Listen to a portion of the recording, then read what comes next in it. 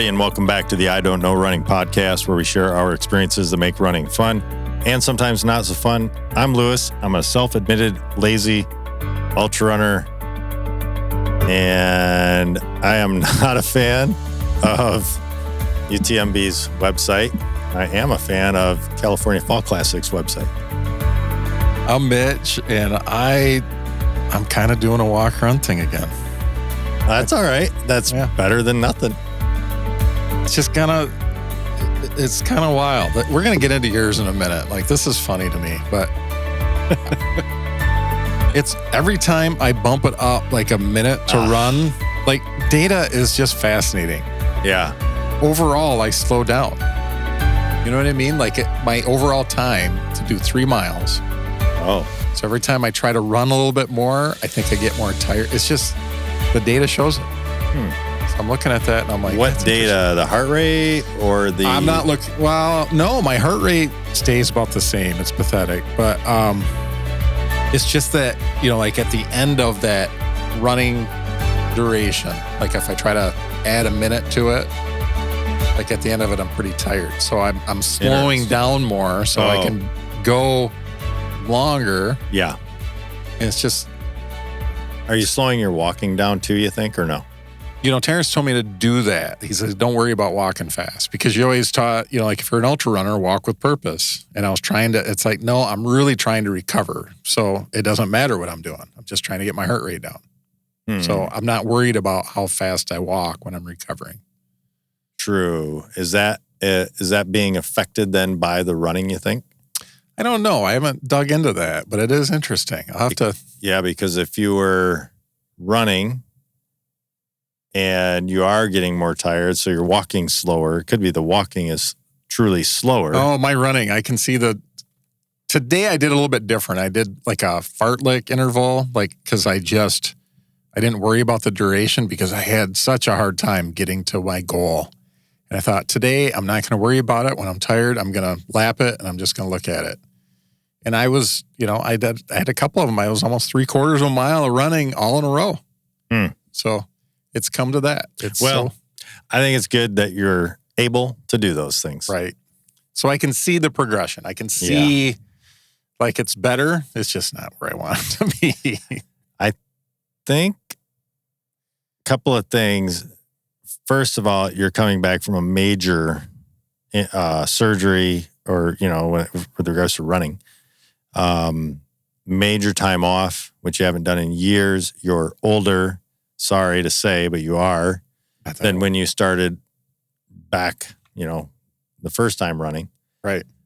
And I have experienced that, and I don't even have an injury or coming off an injury, but I will say my progression back is slow going. So slow going. It's crazy. But I've also never paid attention to zone 2 like I am right now. Never been so focused on it. To try to be healthy. Right. I'm really trying to be smart, stay healthy. And maybe that's just why. Because the other day, to jump into that a little bit, my knee was really giving me fits. I had to take 2 days off. I took the second day. So my back-to-backs are back-to-back longs are Saturday, Sunday.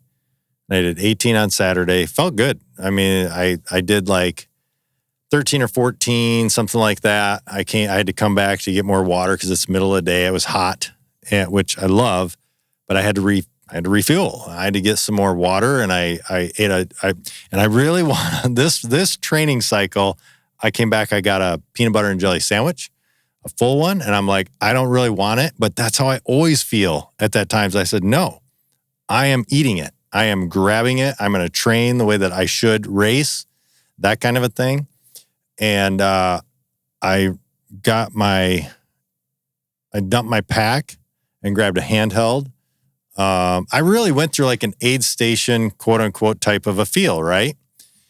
Did you have to make the peanut butter and jelly? Had it all made, ready to go. You just didn't want it warm and mushy in your pack. Right. And I swapped shoes because they were soaked. They were just soaked. And I took off. And man, I ate the peanut butter and jelly. I walked as if I was leaving an aid station. So you didn't sit down in a chair for a half hour and eat it? No. I was thinking like all of those things though, right? But it was only... Because that type of food we've talked about, you can eat and walk. Yes, and that's what I did. And you're making progress. Yep. Instead of just sitting there. And this is the first time, I really went, I don't feel like eating this because I know I only have like 4 miles to go. So realistically, I didn't need to eat it. Yeah, but you need to practice those things. And that's what I did. I told myself, I said, no, it doesn't matter. Practice this. Practice walking, practice eating, practice drinking it down. Like, get out of the mindset of like marathon training where it's like go, go, go, go, go, go. You got to really separate from that. So I did it, and I did really good. However, the next day, my knee was really hurting. And I said, you know what? I think I should rest. And I think where I'm at, what I'm trying to accomplish right now, rest is almost always going to be the better option. So I knew that Monday is normally a rest day. So I was going to have that day off as well. And I was going to evaluate Tuesday. Now, Tuesday, I could have ran. I could have done like at least a shakeout type 3 to 5 mile run. Your knee hurt before the second day? So did you do the back-to-back? So no, I did not. Okay. Saturday was a long run. Sunday, I decided not to run. It would have been a 10 miler or 8 miler, I think. And I said, no, I'm not going to push things. I really want to let my body talk to me, and I'm going to listen. That's what's so weird, though, is when you get into these cycles like this, you're like, oh, I got to run. Yeah. Oh, I was there. Tuesday. So Sunday, I wanted too bad, but my knee was inflamed enough. I'm like, there's no sense in pushing this. You could end up taking a week off because of it. Yeah, it could have been way worse.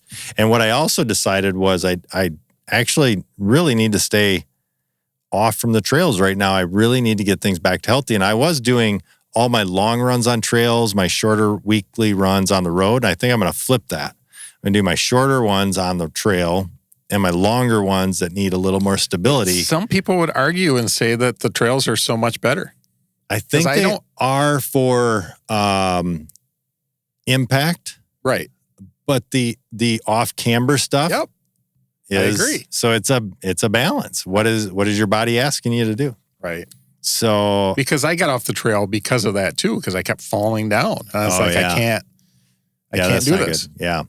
So I rested Sunday, Monday, Tuesday. I decided Tuesday not even to run. And that was hard. I really wanted to run.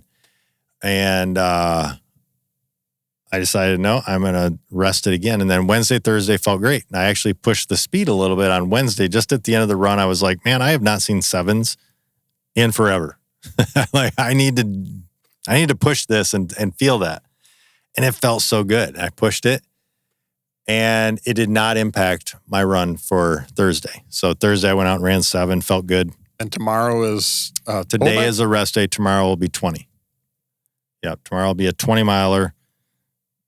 And I'm going to stick to the roads again because I think the trails are really... So what's your plan of that? Do you think you'll get out in the heat of the day or do you think you're going to try to get out in the morning? No, I'll get out in the heat. Well, partially you like your sleep. Well, but I am... Like, even during the week, I've been getting out and getting my runs in during the morning and before I go into work. And man, that feels so good when you get home. not have to worry about it. I know. Not having to get your run in the afternoon. Man, that feels good. I used to do like 90% of my runs at night, and I can't even think about doing that anymore. Yeah. Because you get home from work, and it's like, that's the last thing I want to do. You have a social group in the morning, though. I do now. If you did not have that, I did not. Don't think you would be as apt to get it in. It's not even in the morning. But I just didn't put it together. It's not because I went by myself this morning. Oh yeah. And it wasn't even because I didn't want to hold them up. I didn't want everybody to have to do my workout. Yeah. So I went out before they did, and I saw them as I was finished. Yep. But I just wanted. It's like I like it that they'll do that with me, and they have no problem. Yeah, that's cool. But in my head, I'm just like I can't just control everybody's workout because I'm in this space. Yeah. So I went out on my own. Yeah. So yeah, it does feel good. I'm sitting well with where I'm at. I feel confident in my training right now with the knees. And I'm hopeful that the inflammation is literally just the off-camber stuff, and I'll swap those two approaches, shorter runs on the trails right now. I want to get on hills, though. So what I really want to know is, why do you hate UTMB's website? Is that unusual? I never liked it when it was just UTMB, because you'd go there and go, all right, I want to look up the race. There's like, it just doesn't make any sense to me how they have their site laid out. It's so confusing. It is not intuitive at all. You have to hunt and peck and find, and then you think you got what you're supposed to have. And I'm talking from when it was just UTMB the race, and you're trying. It's just so confusing. It just doesn't make any sense to me anyway. And now they've been buying up all these races, and it's even more confusing. It's to me, I just do not like their website. We should offer our services. Yeah, let us clean it up for you. We will clean it up for you so people are not so against you and your website. At least they won't hate you for your website anymore. Yeah. I would love to hear from somebody that actually does like their website, because I think I just don't agree. You said the California Fall Classic. Love it. Everything's right there. You pull up their website, guess what is right there?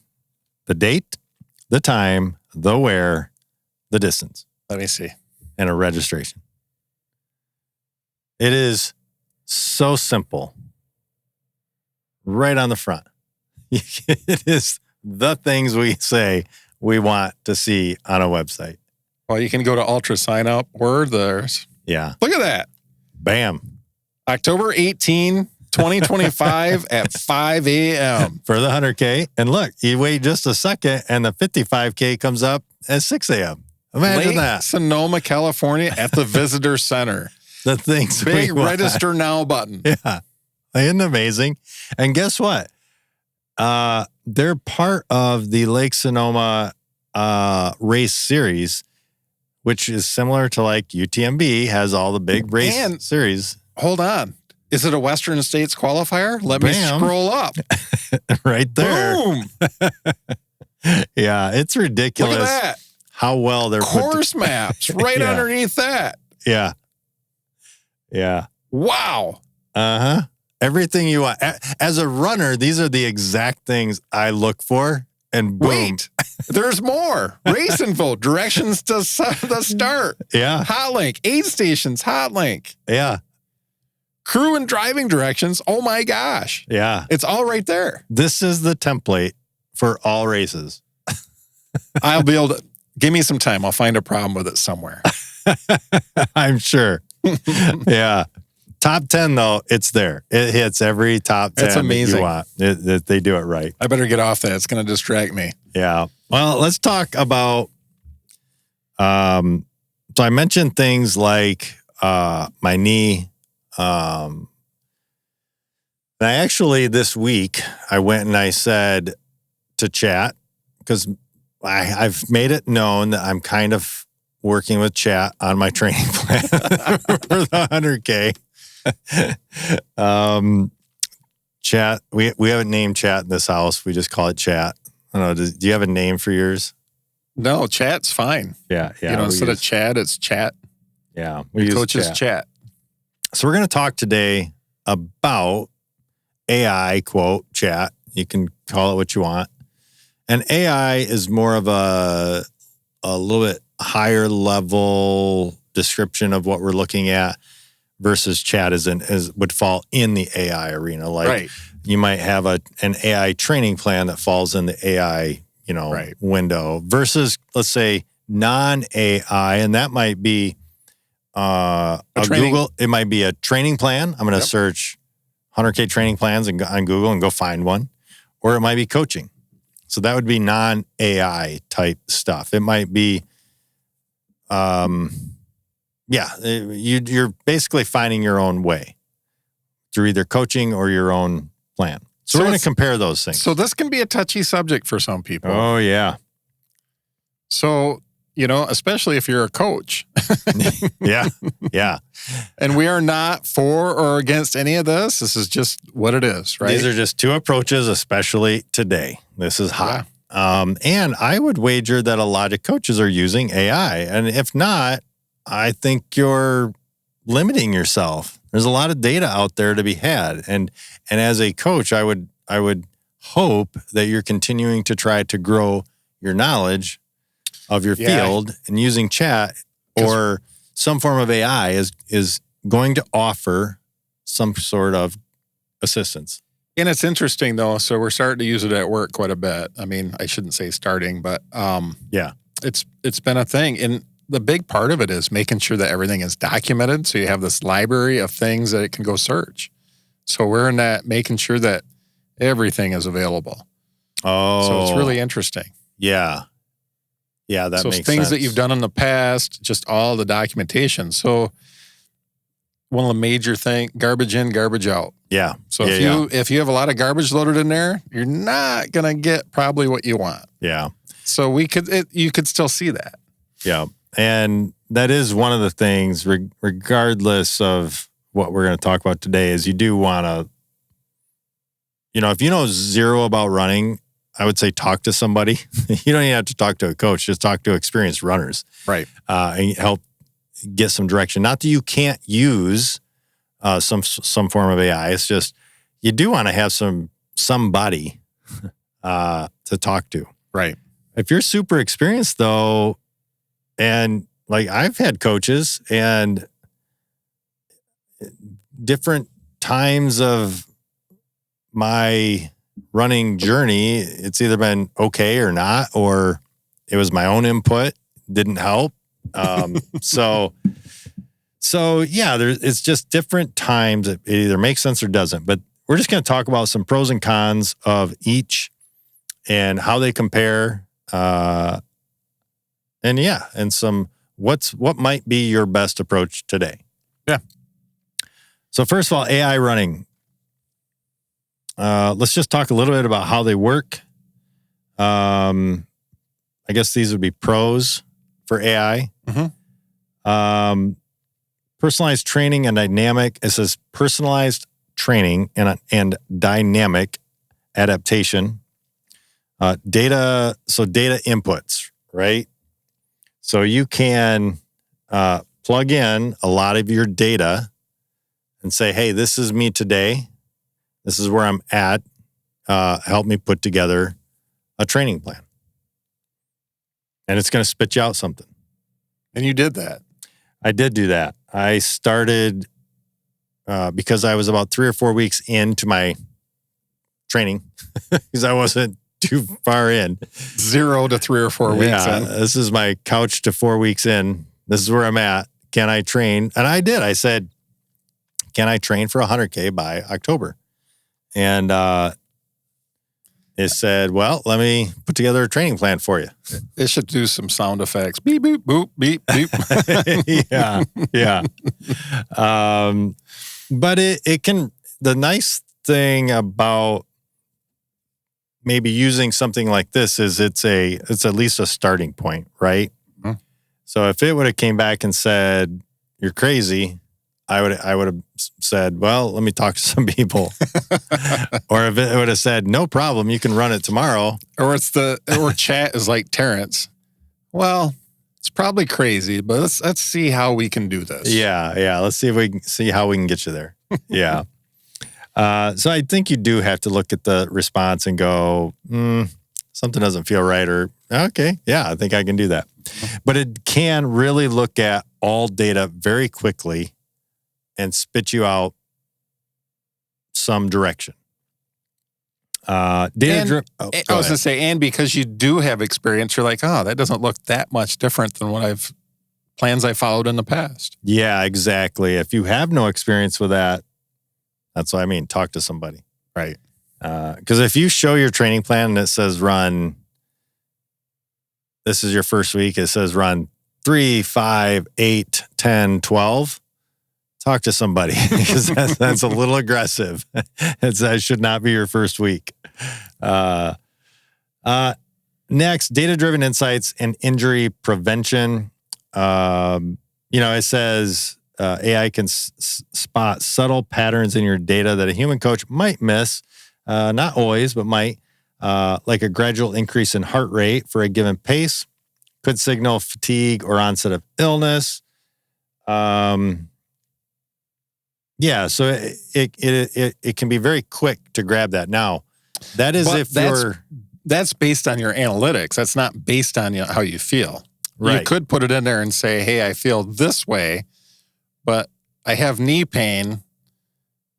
Yeah, okay. You have knee pain. It's not. I don't think it's going to give you the feedback, right? Yeah, I think it depends. If you go and say, I think it depends because, I went when I did have knee pain. Matter of fact, I said But you had kind of a diagnosis already too. Well, it didn't know that. Okay. I said 2 times now in my training, I've said knee discomfort, advice, knee discomfort, rest advice, and knee soreness in training. Those are 2 things that I have typed in and said, hey, can you help me with this? I said, for my 100K training, I'm wondering if I should rest today instead of my run because I can feel some discomfort, probably from inflammation in my knees. And it actually said, here's why. Inflammation versus soreness, training load balance, and adaptation happens in recovery. So it's going into some of the things that you should be looking at. And it said what it suggests is icing, skip the run today, swap for low impact, like cycling, pool running, brisk walking. I mean, it's saying all the things that you would normally hear. Because it's pulling from some WebMD or something. Yeah. And then it says gentle mobility work or quad hamstring rolling can help reduce strain. And 100%, like when you look at me and what I'm doing, that all makes sense. And I said, will trails make it harder on my knees than road? I did all 26 miles this weekend on the trails, wondering if less off-camber road running would be better. And it said it's a mixed bag.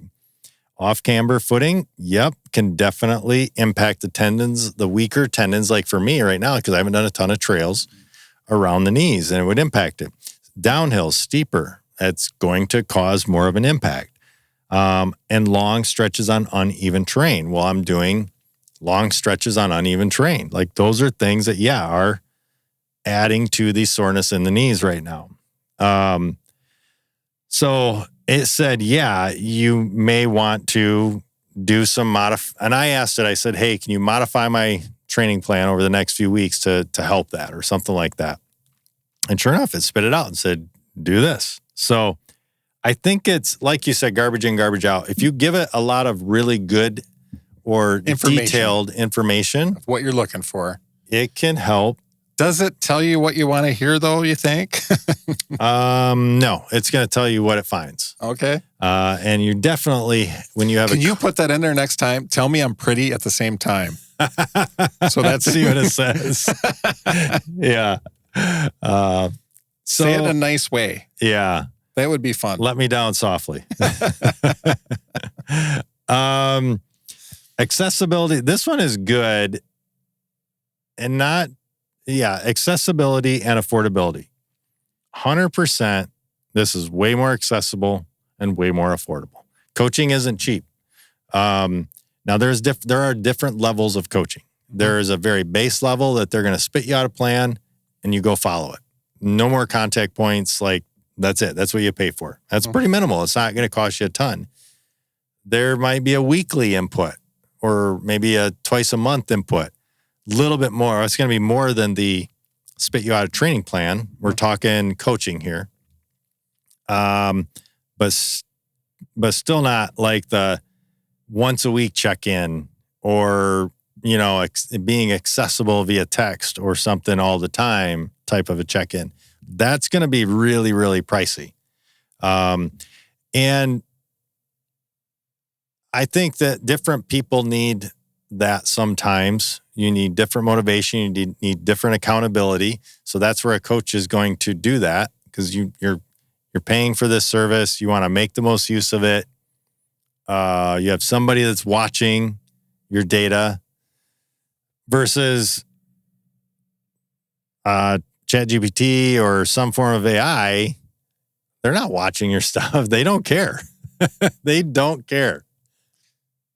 You tell it, I skipped a run because I'd rather sit on the couch and eat Twinkies. Be mean to me. So you have to tell it. You know, You got to tell it to hold you accountable. Hold me accountable the way a coach would hold me accountable. You might have to add all that stuff. You have to add all that stuff. Garbage in, garbage out kind of a thing. And then motivation and accountability. You know, I think that AI, you got to understand that that's going to be fabricated, right? But it's, you know, whereas a coach, it genuinely cares about, or I hope anyway. If your coach doesn't genuinely care, you might consider getting a different coach. But, you know, they genuinely care for a few different reasons. Number one, they're connecting with you on a personal level in an area that they have a passion. So they want to see you succeed. And if they see you succeed, yeah, it's good for them.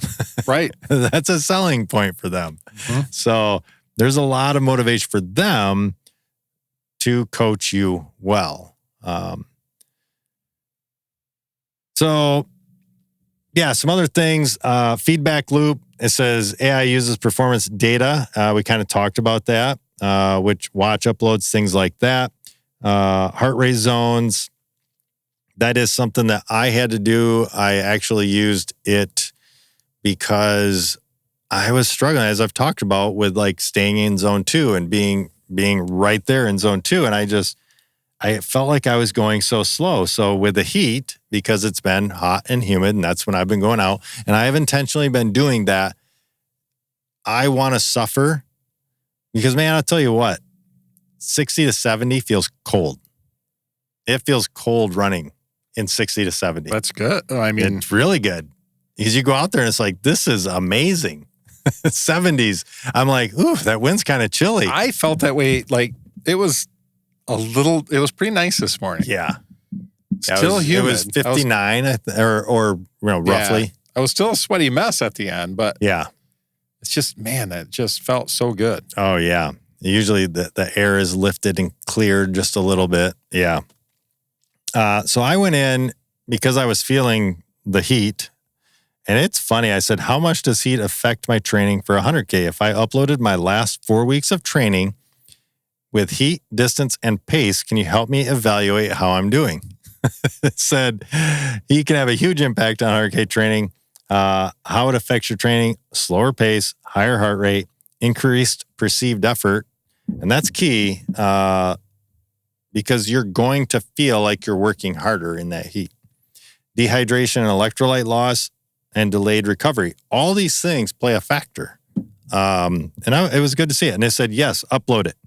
And so if you upload the last 4 weeks, ideally in something like a spreadsheet, Garmin export, or Training Peaks data with distance, duration, average pace, average temp, and heart rate, if you have it, they can break it down. So I went ahead and did that. It analyzed it. And it's funny because it came back and it said, you got to do the sound effects. That's better. It said, I'm trying to find, here's a table. Oh, I think it did not, that's what it was. It didn't get, for some reason, the temperature was in there, but it didn't recognize it as a temperature. So it said, what was the temperature? And I said, well, the last 4 weeks have all been temps. My runs have been in the over 80, except for maybe 2 runs. Some have even been in the 90s, mid 90s, very humid for almost all of them. And then boom, it comes back and says consistent distances, pace versus heart rate. And it analyzed all of this stuff and said, you know, your heart rate is a gradual increase. There's not like this big leap and then staying up, like all of this stuff. Run. Yeah. It said like all this really good stuff. It said overall verdict, you're crushing it. That felt good. You told it to make me feel good. Yeah. I said, make me feel good. It went, you're crushing it. You are the man. Yeah. Training in this kind of heat is superpower once the temps drop. And I think as runners, experienced runners, you know that. Come October, your 100K, you'll feel like a beast if it's in the 60s or cooler. I don't think it's going to be in the 60s or cooler. Yeah, because we're still, I mean, it's Northern California, but. Yeah. But it's going to be warm. It'll be in the 70s, 80s. And I said, if you want, I can chart your pace versus heart rate over these runs, recommend cooling hydration protocol, help tweak your pace or schedule if it's feeling unsustainable. So again, I think that it with any AI or form of AI, ChatGPT or Grok or whatever big data, AI you're using, the more information, the more back and forth. And that's one of the things that's cool. I have found, I didn't realize this when I first started using chat, was like, and it makes sense, but it knows like all the conversations you've had, like all that stuff's pooled. It doesn't just forget, like it created a training plan for you. So yeah, some strengths with AI. It's affordable, consistent, and objective. Not based, no bias or emotions. Can quickly adjust if you skip a run or overperform, or under, I suppose. Convenient. You don't have to schedule calls or check-ins. Limitations. It lacks the nuance of why you're struggling, work, stress, sleep, nutrition, unless you give it that information. Right. And tell it to make you feel good.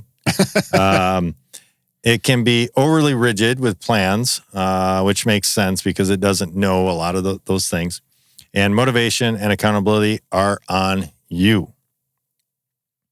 Why hiring human coaches works, and again, this would be strengths and limitations. Highly individualized, both physically and mentally. Better at handling setbacks, injury, burnout, life chaos. Encouragement, motivation, and wisdom. And that is one of the things that AI/chat is, I don't know that it's good at, is if you have a good coach, let's say a Terrence or, somebody on his level, you're just talking to them, right? They're hearing what you're saying, but they might have a lot of really good questions to offer you to say, hey, tell me about this. Right. That you're not going to get that from chat. Because chat, you have to think of all that stuff and enter it in. Somebody could be talking to you and say, we haven't talked about this. Yeah. Like, how do you feel about this? And you had no idea. And then they turn around and put it in chat. Yeah. Yeah, right. But you would have no idea to offer that information. And they, because of their experience, their know-how, their, broad range of what they work in and work with, and the different clients that they work with, they've experienced a lot of things that you just haven't. So you would never put 2 and 2 together to get this. Right. Because I know I've had that before. I'm like, oh, I hadn't even thought of that. You think about that. You were talking about eating, like coming back and making a sandwich. If you were new to this, how would you know to even ask about that, or to think about, I need to train to eat, unless you had some experience with that? Yeah, and that's where a personal coach can tell you to do that. Right. Go home or have it ready, but eat a sandwich. Or put a mushy sandwich in your bag and have it hot. Or put a mushy sandwich. Yeah. The whole time I'm eating the peanut butter and jelly sandwich, I'm like, all right, I got to make sure Mitch has this ready for me. Like, I don't want him to carry this. Yeah. So I'm already putting together, I do have a crew sheet. But, like if you were doing a fastest known time, you'd have to carry all of that stuff with you. So you'd have to have a mushy sandwich. If it was self-supported. Yeah. Yeah. Not doing any self-supported stuff. Limitations on coaching, more expensive. We did discuss that. Yeah, it's expensive. It's not cheap. You can hunt around. You can find different variables or different pricing, but the quality varies. Obviously, we talked about this. I think we talked about this before we got on. If you had 10 coaches and you're interviewing them, you're interviewing them on you, and there are going to be 10 different approaches. There are different ways that you're coached. There's different ways that they do their, like, Hanson's is a certain way. Higdon is another way. It's two completely different ways. Those both work. Right. They work for different people. I've heard friends that have had a coach that goes more on feel. Yeah. And it didn't work for them. Yeah. Yeah. If you're a numbers person, that's probably not going to work. Right. And that's fine. There's different approaches. Yep. But if it does work and it frees you up to not have to worry about that so much, that might be super freeing and it might be great. It might work for you. Scheduling, we talked about that. Takes time, less instant than AI. So when AI might be best, you're budget conscious, you're fairly experienced and just want structure. And that's pretty common. I mean, when you go search or when you're looking to put together a training plan, it's nice to just have that structure. Like, not necessarily that you need all this information and all this motivation, but you want to plan, right? So that this is great. You like data-driven, no-frills training, or you're not prone to injuries, right? Or life disruptions. When a coach might be best. You're aiming for a breakthrough. I mean, that makes sense because they have a lot of experience to help get you that extra little bit. BQ, Western States Qualifier, First Ultra. Those are examples they give. You're injury prone or juggling complex life schedules. Yeah, absolutely. If you have a lot of variables, they might be able to help with that. And you need accountability and encouragement. We talked about that. And you want to learn the why behind, why this stuff works. Why am I doing this? Why am I doing that? And they can offer that assistance where I suppose AI could. But you got to know what to ask. Yeah. Yeah. And maybe it gets better in the future. Who knows? Yeah, it is amazing. It keeps getting better. I don't think that there's anything here saying it's a direct competition or substitution for in-person coaching. There are a lot of benefits that come from in-person coaching. Right. I would say if you're limited in experience and you want to coach, go get a coach. Don't do AI. If you have a lot of experience and you just want some structure, sure, give it a try. Because you probably are too cheap to spend money on a coach anyway. Yeah, like me. So yeah, there's some pros and cons to different approaches for your running AI versus a coach. Hopefully that's helpful. And if you want an example of a good website, go check out the California Fall Classic. And if you're if you put on races and you just can't figure out that website, it's a good example. Yes. Go to them, layers out that way. That's a win. That's a win. Go check us out on Facebook. Go check us out on YouTube, Patreon, all of the different podcast listening platforms. But that is going to wrap up this week's episode of the I Don't Know Running podcast. Be sure to tune in next time as we share more about what we just don't know. Until then, happy running.